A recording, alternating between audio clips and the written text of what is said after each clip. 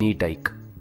जेव्हा सगळे दरवाजे बंद होतात तेव्हा स्वामींचा दरवाजा उघडा असतो. ही वेळ तुझी शिक्षा नाही, ही वेळ तुझी परीक्षा आहे.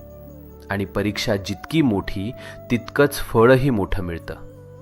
तू रडलेला प्रत्येक अश्रू, तू केलेली प्रत्येक प्रार्थना आणि तू सहन केलेली प्रत्येक वेदना स्वामींनी पाहिली आहे, स्वामींनी ऐकलंय. आणि आता स्वामी सांगत आहेत, बस झालं रडणं, आता उभं राहायची वेळ आली.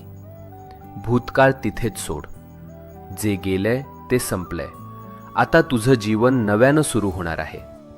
नवीन संधी, नवीन आनंद, नवीन यश, सगळं तुझ्या दाराशी उभं आहे. फक्त एक पाऊल पुढे टाक आणि मनापासून सांग, मी तयार आहे स्वामी, माझं आयुष्य बदलायला तयार आहे. चमत्कार कसा घडतो